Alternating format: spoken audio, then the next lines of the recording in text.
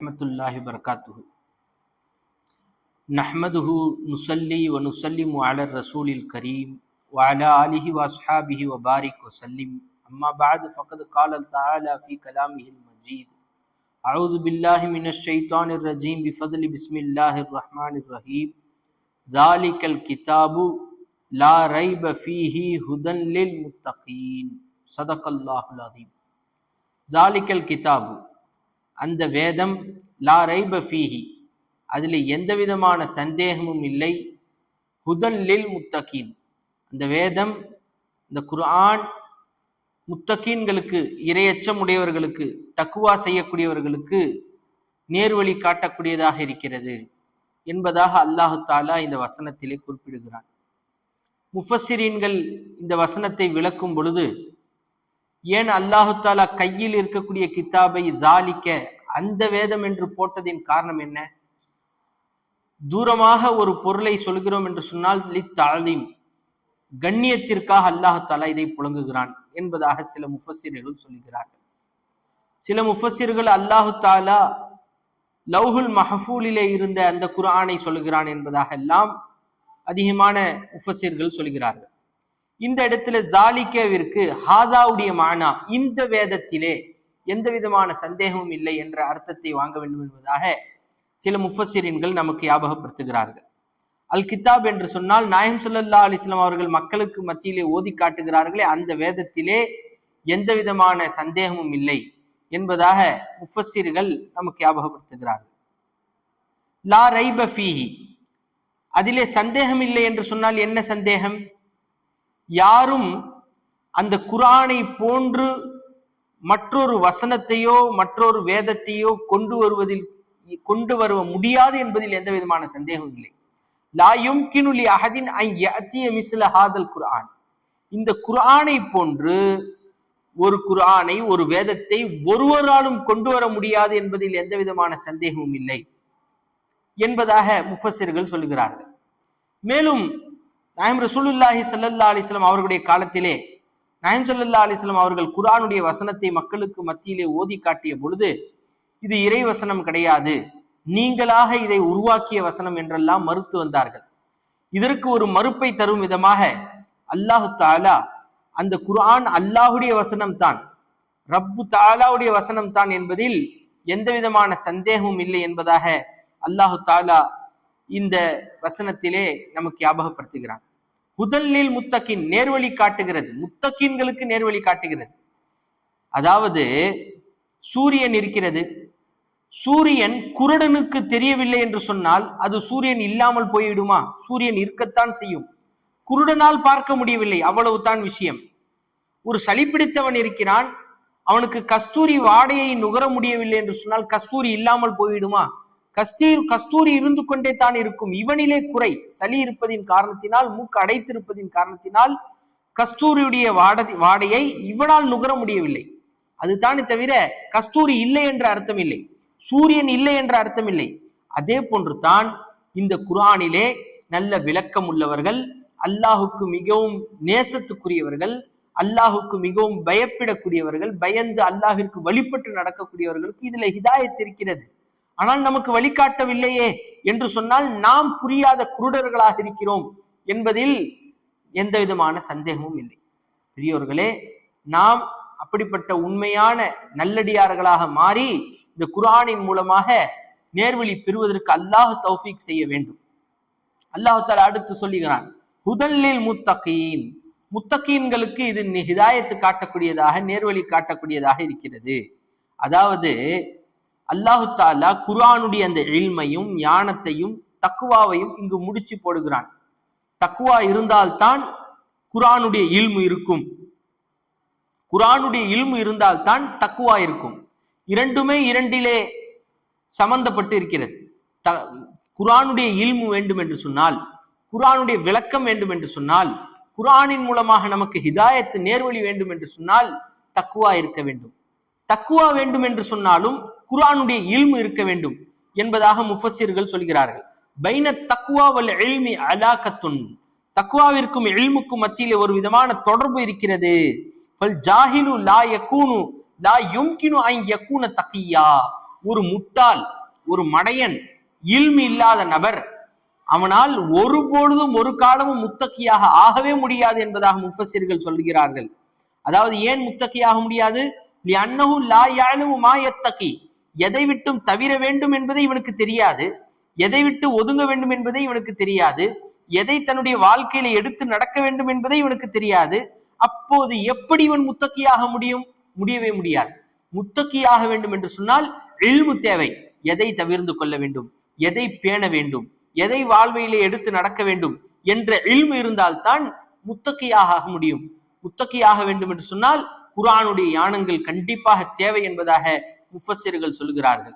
அதாவது இப்னு ரஜப் ரஹிமஹுல்லா சொல்வார்கள், அஸ்லு தக்வா, தக்வாவுடைய அசல் என்ன தெரியுமா? ஐ யஅலமல் அப்து, அப்து அறிய வேண்டும், மா யத்தகி, எதை விட்டும் தவிர்ந்து கொள்ள வேண்டும், எதை எடுத்து நடக்க வேண்டும் என்பதை முதலில் அறிவது தான் முதல் தக்குவாவாக இருக்கிறது. சும்ம யத்தகி, பின்பு அடுத்த கட்ட தக்குவாக்களை அவன் செய்யட்டும் என்பதாக இப்னு ரஜப் ரஹிமஹுல்லா அவர்கள் சொல்கிறார்கள்.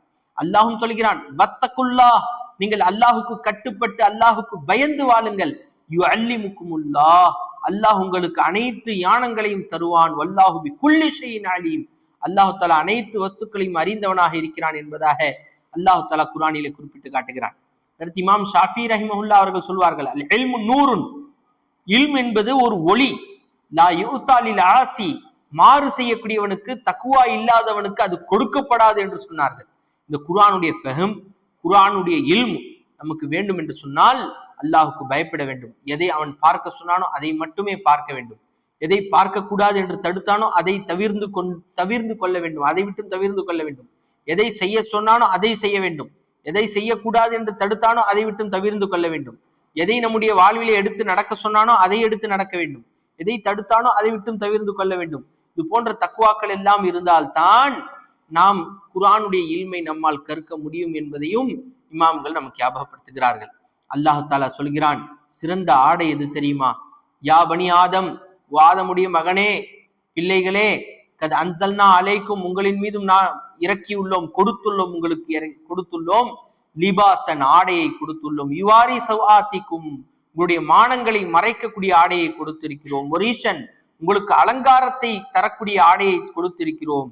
ஆனால் லிபாசு தக்வா ஜாலிக ஹைர், தக்வாவுடைய உடைதான் சிறந்த உடையாக இருக்கிறது என்பதாக அல்லாஹ் சொல்கிறான். ஜாலிக மின் ஆயாத்தில்லா, அந்த தக்வாவுடைய உடைதான் அல்லாஹுடைய அத்தாட்சிகளில் இருந்து ஒன்றாக இருக்கிறது, அற்புதங்களில் என்று, அடையாளங்களில் என்று ஒன்றாக இருக்கிறது என்பதாக அல்லாஹ் தஆலா குறிப்பிட்டு காட்டுகிறான். என்று சொன்னால் இந்த தக்வாவுடைய உடை இருந்தால் குர்ஆனுடைய இல்முகளை நாம் அழகாக நாம் அறிந்து கொள்ளலாம். அல்லாஹ் என்ன சொல்ல வருகிறான், அல்லாஹ் தஆலா என்ன சொல்ல வருகிறான் என்ற நோக்கத்தை நம்மால் அறிய முடியும். தக்வாவுடைய ஆடை என்ன? நல்ல அமல்கள், அல்லாஹு தஆலா ஏவியதை எடுத்து நடப்பது, தடுத்த கருமங்களை விட்டும் தவிர்ந்து எடுப்பது, அல்லாஹு தஆலா எங்கெல்லாம் நம்மை இருக்கக்கூடாது என்று நாடினானோ அங்கெல்லாம் நாம் இல்லாமல் தவிர்ந்து கொள்வது, எங்கெல்லாம் நாம் இருக்க வேண்டும் செய்ய வேண்டும் என்று நாடினானோ அங்கு மாத்திரம் நாம் இருப்பது காணப்படுவது, இதுவெல்லாம் தக்வாவுடைய அடையாளங்களாக இருக்கிறது, தக்வாவுடைய ஆடைகளாக இருக்கிறது. மூமின்களை பற்றி அல்லாஹ் சொல்லும் பொழுது, அலா, எச்சரிக்கையாக இருங்கள், இன் அவுலியா அல்லாஹ், நிச்சயமாக அல்லாஹ்வுடைய இறைநேசர்கள் யார் தெரியுமா? லா ஹவுஃபுன் அலைஹிம் வலா ஹும் யஹ்ஸனூன், அவர்களுக்கு பயமும் இல்லை கவலையும் இல்லை, அவர்கள் பயப்படவும் மாட்டார்கள் கவலைப்படவும் மாட்டார்கள். அல்லதீன ஆமனூ, அவர்கள் எப்படிப்பட்டவர்கள்? ஈமான் கொண்டிருப்பார்கள், வ கானூ யத்தகூன், தக்வா செய்தவர்களாகவே இருப்பார்கள், அல்லாஹுக்கு பயந்தவர்களாகவே இருப்பார்கள். அதாவது தக்வா பயப்பிடுதல் என்ற அர்த்தத்தை வைக்கிறார். தகாயக்கி என்று சொன்னால் தவிர்ந்து கொள்ளுதல், தவிர்ந்து கொள்ளுதல். அல்லாஹ் தஆலா எதை விட்டும் தடுத்தானோ அதை விட்டும் தவிர்ந்து கொள்ளுதல், இதுதான் நேரடி அர்த்தமாக இருக்கிறது. நாம் பயபக்தி, பயப்பிடுதல், அல்லாஹுக்கு பயப்படுதல் எப்படி? உதாரணத்திற்கு சூஃபியாக்கள் சொல்வார்கள், खुदा का खौफ और है, खालिक का मखलूक का खौफ और है, खालिक का खौफ और है, மஹ்லூக் கா ஹவுஃப் और है. அல்லாஹுக்கு பயப்படுவது வேறு, படைப்பினங்களுக்கு பயப்படுவது வேறு. படைப்பினங்களுக்கு பயந்தால் என்ன செய்வோம்? உதாரணத்துக்கு எதிரே சிங்கம் வருகிறது, நாம் அந்த சிங்கத்தை பார்த்து பயந்தோம் என்று சொன்னால் அந்த சிங்கத்தை விட்டும் ஓடுவோம். அது கிட்ட வர வர நாம் எதிரே ஓடிக்கொண்டே இருப்போம், அதை விட்டு பிரிவதற்குத்தான் பார்ப்போம். இதுதான் படைப்பினங்களுடன் நாம் பயப்படக்கூடிய அடையாளங்களாக இருக்கிறது. நாம் படைப்பினங்களுக்கு பயந்தோம் என்று சொன்னால் அதை விட்டு தூரமாகுவதற்குத்தான் பார்ப்போம். ஆனால் அல்லாஹிற்கு நாம் பயந்தோம் என்று சொன்னால் பயப்படக்கூடிய ஒவ்வொரு வினாடியும் அல்லாஹுடைய நெருக்கம் நமக்கு ஏற்பட்டு கொண்டே இருக்கும் என்று சொன்னார். படைப்பினங்களுக்கு பயந்தால் தூரம் ஏற்படும், அல்லாஹுக்கு பயந்தால் நெருக்கம் ஏற்படும். இரண்டு பயமும் வெவ்வேறு என்பதாக நமக்கு முஃபஸ்ஸிரீன்கள் சூஃபியாக்கள் நமக்கு ஞாபகப்படுத்துகிறார்கள். அல்லாஹ் தஆலா மேலும் இந்த தக்வாவை பற்றி அதிகமாக குர்ஆனிலே பேசுகிறான். வத்தகுல்லா, அல்லாஹுக்கு பயப்படுங்கள். வஅலமு, மேலும் அறிந்து கொள்ளுங்கள். அன்னல்லாஹ மஅல் முத்தகீன், தக்வா செய்யக்கூடியவர்களுடன் அல்லாஹ் இருக்கிறான் என்பதாக சொல்கிறான்.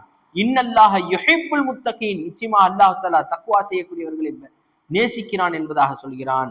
மேலும் இப்படியே அல்லாஹ் தஆலா தக்வாவுடைய சிறப்புகளை சொல்லிக் கொண்டே இருக்கிறான். ரசூலுல்லாஹி ஸல்லல்லாஹு அலைஹி வஸல்லம் அவர்கள் சொல்வார்கள், மன் அஹப்ப அன் யகூன அக்ரமன் நாஸ், மக்களிலே சங்கையானவர்களாக, மிக சங்கையானவர்களாக ஆக வேண்டுமா, ஆகுவதற்கு யாருக்காவது பிரியம் இருக்கிறதா, ஃபல்யத்தகில்லா, அல்லாஹ்விற்கு அவர் தக்வா செய்யட்டும், அல்லாஹ்விற்கு பயந்து வாழட்டும் என்று சொன்னார்கள். அல்லாஹ் தடுத்த கருமங்களை விட்டு ஒதுங்கி இருக்கட்டும், அல்லாஹ் ஏவிய ஏவல்களை எடுத்து நடக்கட்டும் என்று ஹஜ்ரத் ரசூலுல்லாஹி ஸல்லல்லாஹு அலைஹி வஸல்லம் அவர்கள் சொல்லியிருக்கிறார்கள். மேலும் முஃபஸ்ஸிரீன்கள் சொல்கிறார்கள், இன்ன தக்வா ஹியல் ஹஷியா, தக்வா என்று சொன்னாலே பயப்படுவது தான். மேலும் சொல்கிறார்கள், தக்வா என்று சொன்னால் 5 குணங்கள் இருக்க வேண்டும். முதலாவதாக ஈமான், அல்லாஹ்வை கொண்டு ஈமான் கொள்வது. இரண்டாவதாக தௌபா செய்வது, நாம் செய்த பாவங்களிலிருந்து சதா தௌபா செய்து கொண்டே இருக்க வேண்டும். அஸ்தக்ஃபிருல்லாஹி அத்தூபு இலைஹி, யா அல்லாஹ், நான் செய்த பாவங்களை விட்டும் நான் தௌபா செய்கிறேன், மன்னிப்பு தேடுகிறேன், மேலும் தௌபா செய்கிறேன், அதன் பக்கம் நான் திரும்ப மாட்டேன். மூன்றாவதாக தாஅத், அல்லாஹ் ரசூலுக்கு நாம் வழிபட்டு கொண்டே இருக்க வேண்டும். நான்காவதாக தர்குல் மஅசியா, பாவங்களை விட்டு ஒதுங்கிக் கொள்ள வேண்டும். ஐந்தாவதாக இஹ்லாஸ், நல்ல எண்ணங்கள், தூய்மையான எண்ணங்கள். இதுவெல்லாம் இந்த 5 குணங்களும் இருந்தால் இது தக்வாவுடைய அடிப்படையாக இருக்கிறது என்பதாக முஃபஸ்ஸிரீன்கள் சொல்கிறார்கள். இப்ராஹிம் இப்னு அதஹம் ரஹிமஹுல்லா அவர்கள் சொல்கிறார்கள், தக்வா என்றால் என்ன தெரியுமா? அத்தக்வா அல்லா யஜிதல் ஹல்கு ஃபீ லிசானிக ஐபன், மஹ்லூக் படைப்பினங்கள் நம்முடைய நாவில எந்த விதமான குறையும் பாத்திரக்கூடாது. நம்முடைய நாவினால யாரையும் குறை சொல்லி திட்டிடக்கூடாது, யாரை பற்றியும் கீபத், புறம் பேசிடக்கூடாது, கோல் பேசிவிடக்கூடாது. நம்முடைய நாவிலே எந்த விதமான குறையையும் படைப்பினங்கள் பார்த்து விடக்கூடாது. ஒன்றாவது. அல்ல வலல் மலாயிகத்து, மலக்குமார்கள் பார்க்கக்கூடாது. ஃபி அஃபாலி கைபன், உங்களுடைய செயல்களிலே எந்த விதமான குறைகளையும் பார்க்கக்கூடாது. வலா மலக்குல் அர்ஷி, அர்ஷுடைய மலக்கு பார்க்கக்கூடாது. ஃபி சிர்ரி கைபன், உன்னுடைய அகமியத்திலே எந்த விதமான குறையையும் பார்க்கக்கூடாது. நாவிலேயும் குறை இருக்கக்கூடாது, செயல்பாடுகளிலேயும் குறை இருக்கக்கூடாது, அகமியத்திலேயும் குறை இருக்கக்கூடாது. இதற்கு பெயர் தான் தக்வா என்று இப்ராஹிம் இப்னு அதஹம் ரஹிமஹுல்லா அவர்கள் சொல்கிறார்கள். இது போன்ற தக்வாக்கள் எல்லாம் இருந்தால் குர்ஆனுடைய விளக்கங்களை அல்லாஹ் தருகிறான். குர்ஆன் மூலமாக ஹிதாயத்தையும் நேர்வழியையும் அல்லாஹ் தருகிறான் என்பதாக இந்த ஆயத்து நமக்கு ஞாபகப்படுத்துகிறது. எனவே அல்லாஹ் தஆலா நம்மை உண்மையான முத்தகீன்களாக ஆக்கி அருள் புரிவானாக. ஆமீன் யா ரப்பல் ஆலமீன். அஸ்ஸலாமு அலைக்கும் வரஹ்மத்துல்லாஹி வபரகாத்துஹு.